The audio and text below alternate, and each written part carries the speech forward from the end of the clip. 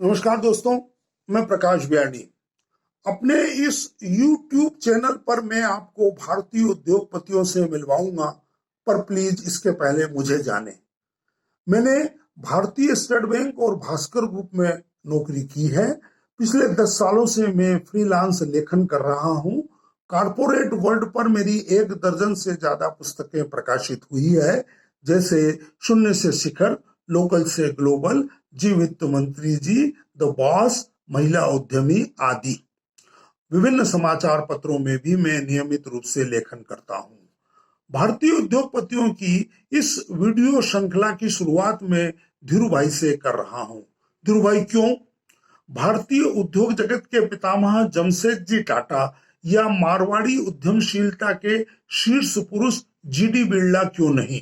तो दोस्तों, धीरू भाई इसलिए कि उन्होंने 60 साल पहले यह समझ लिया था कि 21वीं सदी का बिजनेस वर्ल्ड कैसा होगा।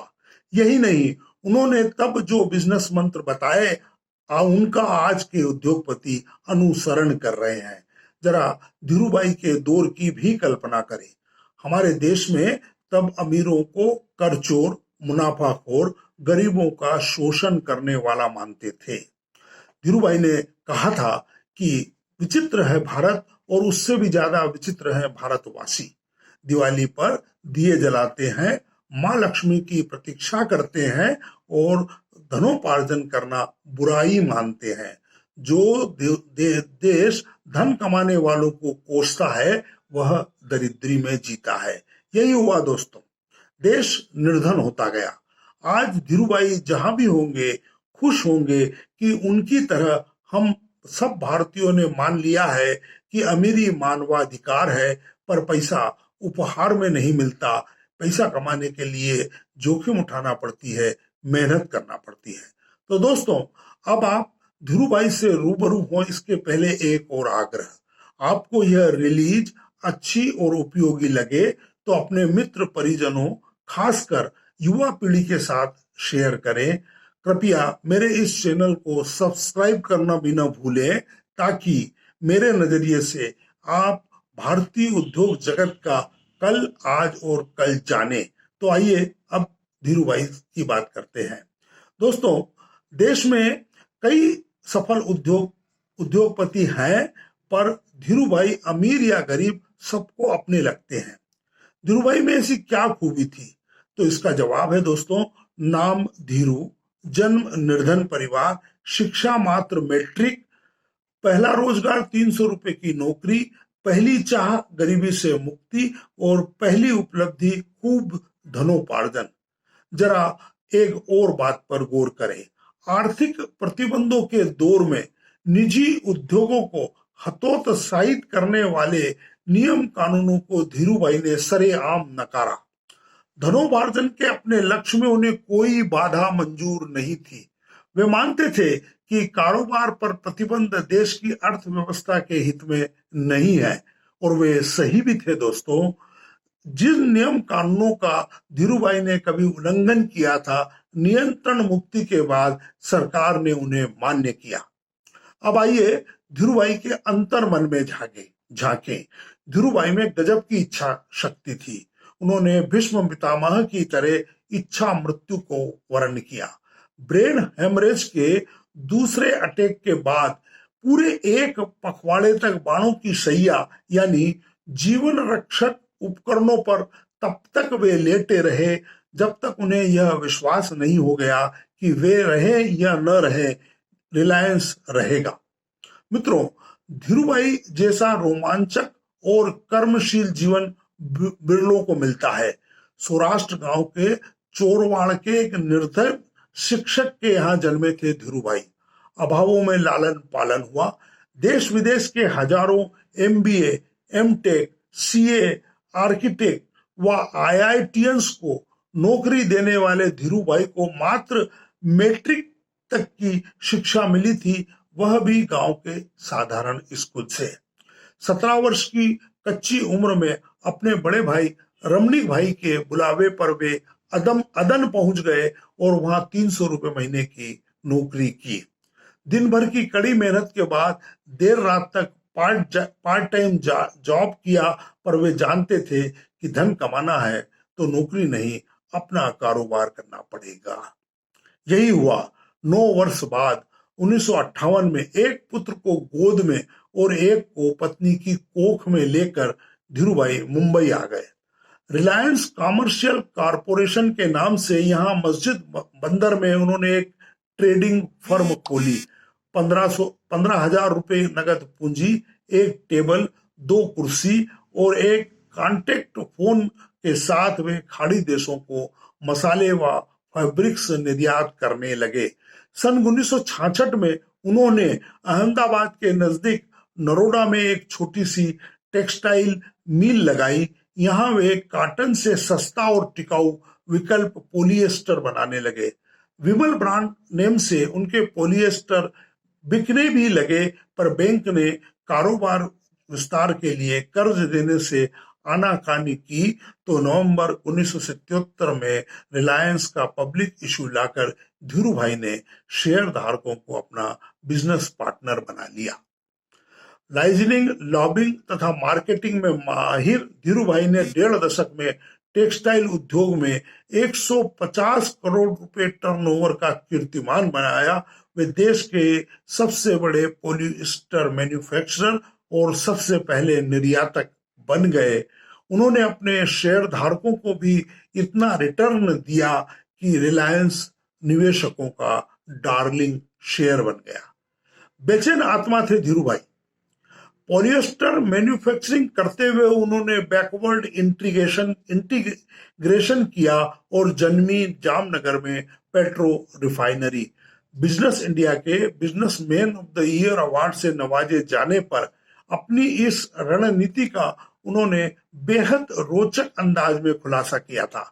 उन्होंने कहा था, मैं पॉलिएस्टर बनाता था, मैंने सोचा इसका बाप कौन, फिर नया सवाल उठा, बाप का बाप कौन, और बस मैं पॉलिएस्टर बनाते बनाते पेट्रोलियम कॉम्प्लेक्स स्थापित कर दिया। धीरूभाई की ऐसी उद्यमी जिज्ञासाओं व उनके समाधान खोजने की जिद के कारण ही रिलायंस कई कंपनियों का समूह बना है। धीरूभाई ने अपने पुत्रों को उद्योग संचालन की शिक्षा दीक्षा भी अपने अंदाज में ही दी। स्टैनफोर्ड से एमबीए करने के बाद सन 1991 में मुकेश अंबानी स्वदेश लौटे ही थे कि दूसरे दिन उन्हें पाताल गंगा भेज दिया गया। अपने पिता के जीवन काल में मुकेश अंबानी को कामकाजी जिंदगी में आराम व असंभव शब्द सुनने व बोलने की अनुमति नहीं थी। 2 घटनाओं से इसे समझे। 24 जुलाई 1989 की रात को पाताल गंगा जिला रायगढ़ महाराष्ट्र में 8 घंटे में 20 इंच पानी बरसा। 80 किलोमीटर प्रति घंटे की प्रचंड आंधी ने वहां स्थित करीब 100 इकाइयों को तहस नहस कर दिया। 400 लोग मारे गए, 1500 परिवार प्रभावित हुए। 1500 करोड़ रुपए लागत का रिलायंस का पेट्रोकेमिकल कॉम्प्लेक्स भी बाढ़ की चपेट में आ गया। धीरूभाई ने दुनिया व देश से विशेषज्ञ बुलवाए। 96 घंटे में 6000 लोगों की टीम ने रिलायंस कॉम्प्लेक्स को पहले जैसा बना दिया। दूसरी घटना है 8 जून 1998 को जामनगर में समुद्री तूफान से 550 लोग गुम हो गए। रिलायंस उन दिनों वहां ग्रास रूट रिफाइनरी लगा रहा था। 50,000 लोग राउंड द क्लॉक काम कर रहे थे।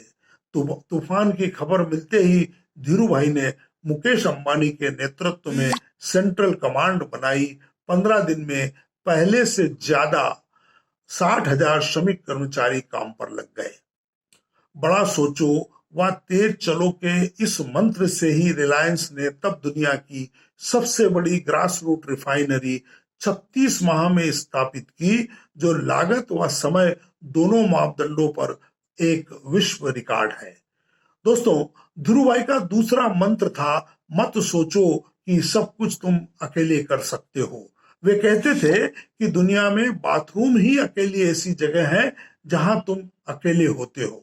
धीरूभाई का अपनी बात कहने व उसे मनवाने का अंदाज भी बिल्कुल अलग था।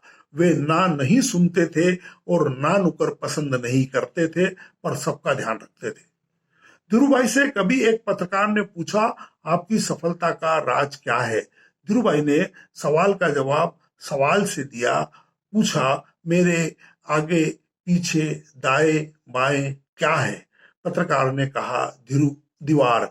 धीरू भाई बोले, यही मेरी सफलता का राज है। मैंने कभी दीवारें नहीं देखी, दीवारों के आर पार देखा। धीरूभाई अंबानी का तीसरा बिजनेस मंत्र था, कम लागत की पूंजी से कारोबार और कम से कम लागत में मैन्युफैक्चरिंग। कम लागत की पूंजी जुटाने के लिए वे शेयर मार्केट में आए तो उन्होंने अपने शेयर धारकों के हितों के लिए एक बार ऐतिहासिक लड़ाई भी लड़ी। मार्च 1982 में कलकत्ता की एक शेयर ट्रेडिंग सिंडिकेट ने रिलायंस शेयरों की बड़ी मात्रा में शॉर्ट सेलिंग की। मकसद था रिलायंस के शेयर मूल्य गिराना, कम मूल्य पर खरीद करना और वापस सामान्य मूल्य पर बेचकर मुनाफा कमाना। धीरूभाई अपने निवेशकों को इस लूट से बचाने के लिए पर्दे के पीछे से मैदान में कूद पड़े। उन्होंने सिंडिकेट से 11 लाख शेयर खरीद लिए और सौदा उतारने के बजाय शेयर की मांग की जो सिंडिकेट के पास नहीं थे। शेयर मार्केट में ऐसी हलचल हुई कि इतिहास में पहली बार बिना अवकाश 3 दिन तक लगातार बॉम्बे स्टॉक एक्सचेंज बंद रहा। सन 1996 में 15,000 रुपए की पूंजी के साथ एक साधारण ट्रेडिंग फर्म के रूप में जन्मा रिलायंस समूह का धीरूभाई के निधन के समय सालाना टर्नओवर करीब 65,000 करोड़ रुपए था, पर यह आज देश का सबसे बड़ा उद्योग समूह है। भारत के उद्यमियों को धीरूभाई ने धनोपार्जन के जो गुर सिखाए उसका जीवंत उदाहरण है देश के सबसे धनी उद्यमी मुकेश अंबानी, जिनकी चर्चा से पहले अगले वीडियो में हम कोकिलाबेन अंबानी से मिलेंगे जो धीरूभाई की भी ऊर्जा थी। धन्यवाद दोस्तों।